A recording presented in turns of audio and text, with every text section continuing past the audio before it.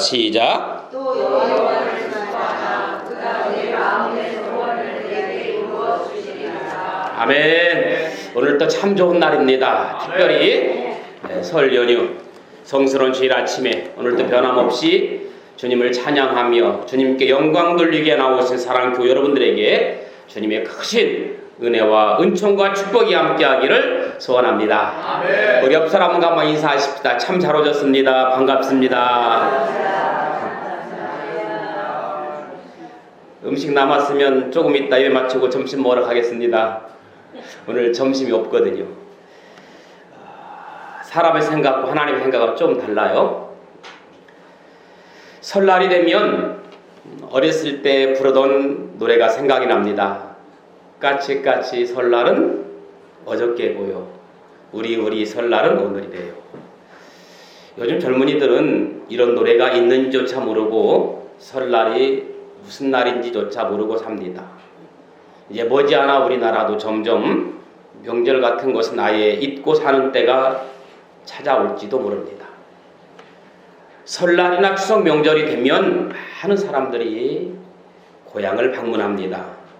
옛날에는 고향 가는 사람들 때문에 버스나 기차가 콩나물 시루가 되다시피 했는데 요즘 고속도로가 주차장이 되다시피 합니다. 명절이 되면 흔히 하는 말이 고향길이 고생길이다 라고 말했습니다. 지금도 기성길에서 올라오는 도로가 막히기 시작합니다. 그렇지만 매년 사람들은 그 고생을 무릅쓰고 고향에 가는 것을 포기하지 않습니다. 옛날에 그 가난한 시골 고향을 떠나서 서울로 돈 벌러 가는 사람들이 많았잖아요. 그렇게 객지에서 가서 많이 고생들을 하며 살았습니다. 어떤 때는 방세를 제때 못 내서 집주인에게 잔소리 듣거나 심지어는 쫓겨났던 그런 기억들도 있을 것입니다.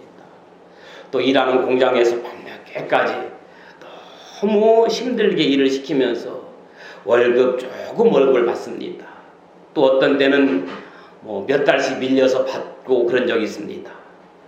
혹시 아프기라도 하면 누가 찾아와 위로해줄 사람도 없었던 시절이 있었습니다. 그렇게 고생하다가 설날이 되면 또 추석이 되면 고향에 사랑하는 부모 형제를 만나러 가는 길이 얼마나 행복했는지 모릅니다. 또 옛날에 저 어렸을 적 기억에는 삼촌들이 올라오신다면 할머니가 열차 시간 2시간 전부터 그 마을 어귀에서 서성거렸던 그런 기억이 나기도 합니다. 집에 가면 귀한 자식이고 사랑받는 사람들입니다. 그러니까 아무리 힘들고 멀어도 명절에 고향 찾아가면 그것처럼 행복한 일이 없습니다. 사실 우리가 고향을 찾는 것은 자기 존재의 근원, 뿌리, 출처를 찾고 결국 뿌리란 뭡니까?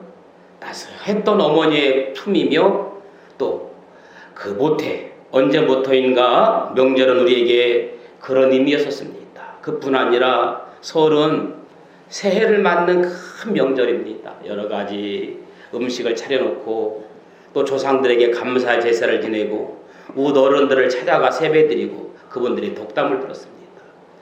한 해의 첫걸음을 내딛는 날이기 때문에 조심하며 말과 행동을 삼가며 지냈던 기억이 납니다. 그런데 우리가 꼭 설이 되면 조심스럽게 짚고 넘어야 될 게 있어요. 우리가 조상을 섬긴다는 게 뭘까? 더 나아가서 제사를 지낸다는 것이 무엇인지, 이것 때문에 우리가 빠져있는 허례허식이나 미신, 폐습을 바로 깨달아야 됩니다. 중요한 문제는 제 기억 속에서도 이런 게 납니다. 제사를 지낼 때 꼭 그 제사상에 그 지방을 꼭 써 붙였던 기억이 납니다. 옛날에는 붓글씨를 잘 쓰는 사람이 부탁까지 했던 것 같아요. 그게 뭐냐면 신에게 절하는 거잖아요. 그 지방을 쓰는 걸 보면 현고 학생 부의 신이라고 써요. 무슨 말이냐면 후손이 정성껏 지내는 이 제사의 모습을 나타내 달라. 고 돌아가신 부모님이 학생이라고 씁니다. 요즘도 거의 옛날에 이런 묘에 가면 학생이라는 게 써 있어요. 저는 이게 무엇인가 사실은 어렸을 때 궁금했었거든요. 학생, 배우락자잖아요. 그러니까 옛날에는 다 배우질 못했어요. 그래서 품계나 관직이 없는 분들 일컫는말. 그래서 부군, 돌아가신 조상님을 높여 부르는 호칭, 신이, 신령님, 조상신. 무슨 말이냐면 가만히 이렇게 쭉 종합해 보니까 그들의 사고 속에 무슨 생각이 들어있느냐 하면 귀신은 전능하다. 살아있을 때는 못 배우고 무식했지만 죽어 귀신이 되면 전능하다고 생각한 겁니다. 그래서 이제 돌아가신 부모님께 전능하신 신이 되어서 우리가 자녀들이 부모님에게 빈다, 제사한다. 여러분, 살아있는 사람은 인격체이기 때문에 절을 해도 괜찮아요. 그러나 영혼이 떠나면 그 사람은 흙에 불과합니다. 흙에 절하는 것은 우상에게 절하는 거 맞아요. 조상을 무시하라는 것은 결코 아닙니다. 부모님께 감사하고 돌아가신 부모님의 바른 뜻을 기리고 추모하는 것 독스러워요. 가끔 저에게 문의하는 분들도 계세요. 목사님, 이렇게 고향에 내려가는데 믿지 않는데 절해도 됩니까? 라고 묻는 분이 있어요. 묻는 자체가 어리석은 거잖아요. 제가 뭐라고 그러겠어요? 하라고 그러겠어요? 그 상황이 맞으라고 하겠어요? 절대 하지 말라고 그러지요. 여러분, 너는 나 외에 다른 신을 내게 있게 하지 말라. 귀신 섬기는 제사는 안 돼. 분명 우상 숭배입니다. 이렇게 얘기합니다. 좋은 것이 좋은 거라고 하면서 내가 절 한번 한다고 해서 뭐 어떻게 되는 것도 아닌데 하는 태도 버려야 됩니다. 안 되는 건 안 되는 거예요. 저도 어렸을 때 설날이나 어떤 명절 되면 동네 어르신 따라가서 산에 제사를 지내러 따라간 적이 있어요. 시제살이라고 그러지. 왜 따라갔느냐 하면 지금 생각해보니까 제사를 지내고 나면 그 줄을 쫙, 애들 줄을 쭉 세워놓고 뭘 나눠주는지 아십니까? 떡을 나눠줘요. 그 떡 얻어먹으려고 다녔던 기억이 납니다. 그 떡이 뭐라고? 옛날에는 떡도 귀했잖아요. 저는 그리고 옛날부터 어렸을 때부터 제사 지낸 떡을 먹으면 쭉 아이들 나눠줬는데 꼭 저만 탈이 났어요. 아마 어렸을 때부터 저는 어떤 선택받은 사람이었는데 너는 나 외에는 다른 신을 내게 있게 하지 말라. 하나님께서 단호하게 말씀하십니다. 자, 어쨌든 우리는 우상 숭배는 안 합니다.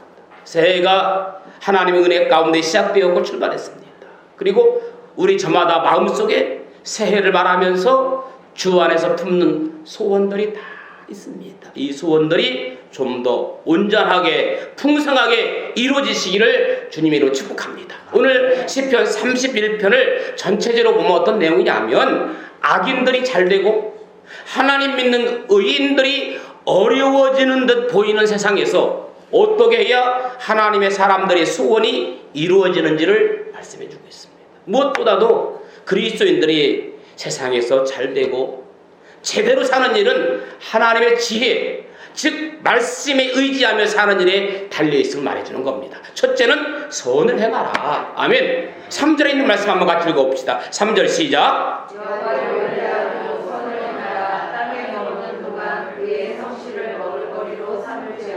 아멘. 사람들의 마음에는 저마다의 소원들이 있습니다. 그런데 그 소원이 좋은 소원이 되기 위해서는 그 소원의 열매가 유익한 것이어야 한다. 선하고 아름다운 소원이어야 한다. 많은 사람들이 자신의 소원과 관련해서 세상의 기준만을 고집해요. 남이 어떻게 되든 말든 그저 나만 배부르고 나만 잘 살면 된다는 식의 소원은 잘못된 거라는 거예요. 그러나 그런 기준의 소원들은 오히려 행복은 고사하고 재앙이 될 수 있다고 성경은 말합니다.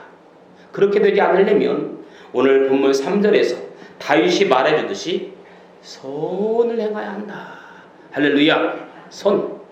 말씀에 대한 많은 믿음을 가지고 있지만 무엇보다도 주 안에서 행하는 선하고 옳은 길은 반드시 이루어진다는 믿음으로 시작하는 한 해가 될 수 있기를 축복합니다.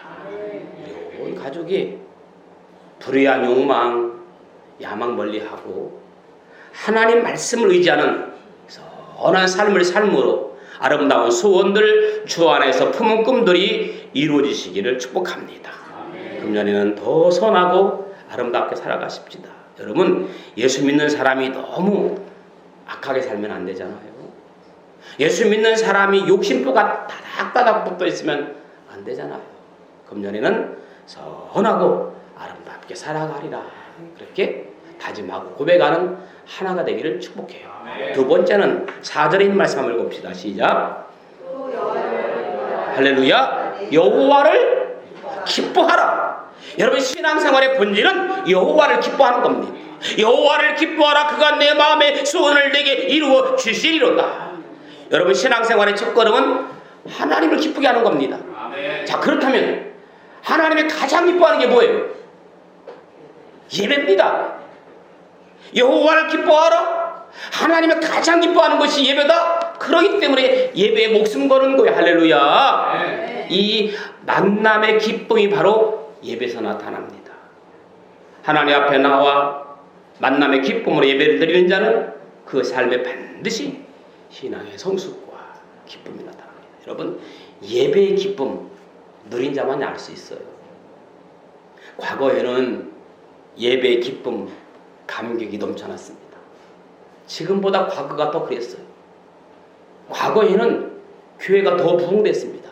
더 거슬러 올라가면 옛날에는 10리길, 20리길 걸어서 1시간 전에 교회 와서 기도했어요. 그런데도 행복했습니다. 그런데 언제부터인지 서서히 그 예배의 기쁨이 식어져 갑니다. 열정이 식어져 갑니다.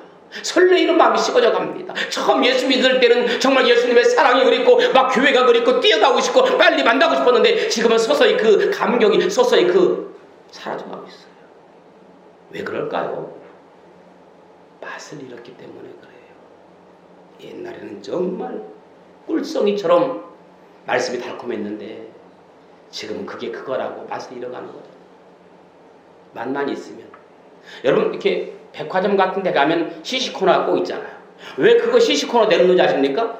그것만 먹으라고 내놓는 게 아니고 그것을 맛을 보고 맛이 있으면 사라고 내놓는 건데 요즘은 잘못되어가지고 그냥 맛만 보고 안 사잖아. 안 되잖아요. 맛을 보고 말씀 사라는 겁니다. 하나님의 백성의 맛, 하나님을 의지하고 하나님만 사랑하고 하나님만 섬기는 이제 그 맛을 잃어버리니까 뜨거움이 없는 거예요. 다시금 그 맛 회복할 수 있기를 축복해요.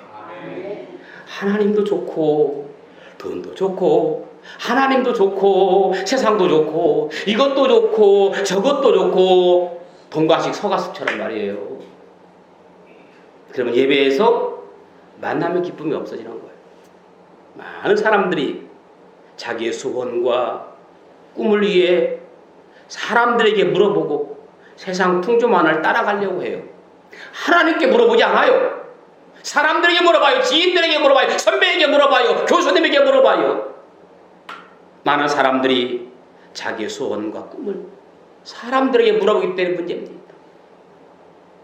아마도 그렇게 하면 보다 빨리 자신들의 소원들이 이루어지려니라고 생각하는 모양입니다. 여러분, 우리는 사람에게 물어보지 말고 하나님께 기도하며 부르짖으며 응답받기를 축복합니다. 아멘.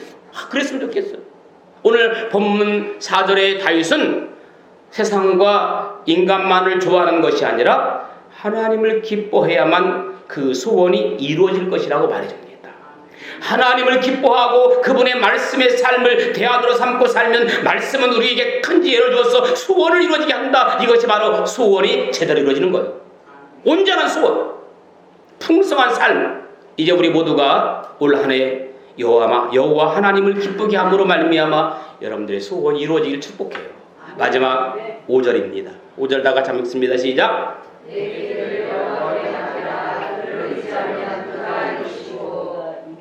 내 길을 여호와께 맡기라.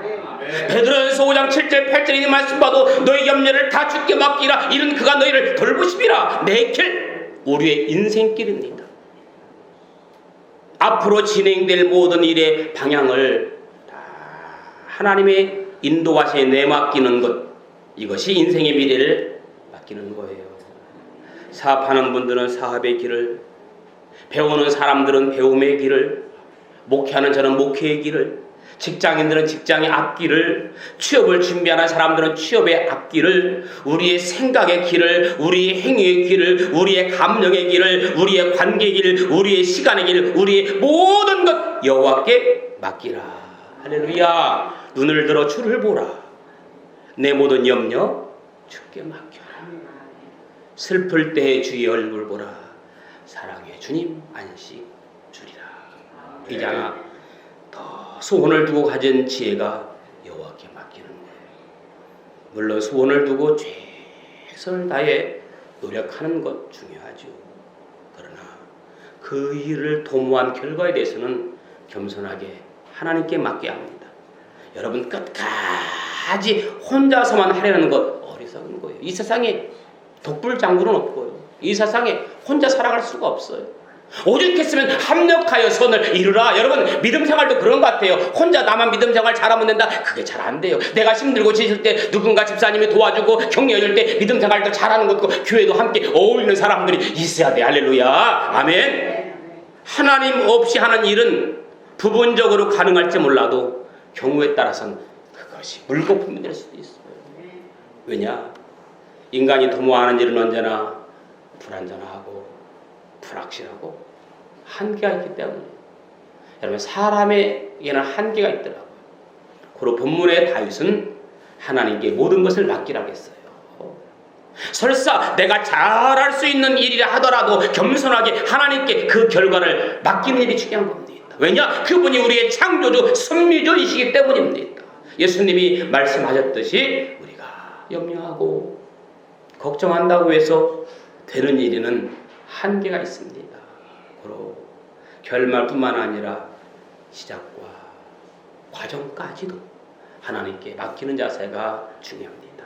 이렇게 하면 하나님께서는 우리의 소원이 이루어지는 것을 모든 세상과 사람에게 다 알게 하시겠다고 약속했거든요.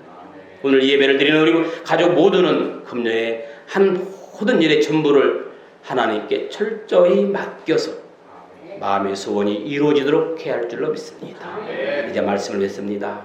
하나님께서 우리에게 또 한 해를 허락하신 것은 주 안에서 아름다운 꿈과 소원을 두고 하나님의 축복을 받으며 살라는 하나님의 징표일 겁니다. 우리의 소원이 장기적으로는 큰 것일 수도 있고 짧게는 이 한 해 동안에 이루어지기 바라는 것도 있겠지만 중요한 것은 주님 안에서 이루어져야 한다는 거예요. 오늘 본문에서 다시 말한 대로 나의 경험, 나의 지식, 나의 신념 혹은 열심만으로 이루겠다는 생각은 버려라. 오히려 선을 행하고 주님을 사랑하며 그분께 모든 것을 맡기는 지혜로만이 주 안에서 품는 소원들이 아름답게 온전하게 풍성하게 이루어질 줄로 믿습니다.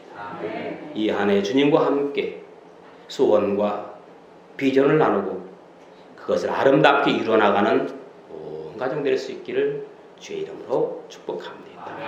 우리 이 시간 다 함께 우리의 신앙을 결단하고 다짐하는 마음으로 주님 약속하신 말씀 위에 영원토록 주를 찬양하리라. 이 찬양 부르기를 원합니다. 이 시간 주님께서 말씀하십니다. 성령 인도하는 데 행하라고 말씀하십니다. 세상 염려 내게 엄습할 때에 용감하게 싸워 이기라고 말씀합니다. 영원하신 말씀 위에 굳게 서라고 말씀하고 있습니다. 우리 같이 주님 약속하신 말씀 위에 같이 찬양하겠습니다.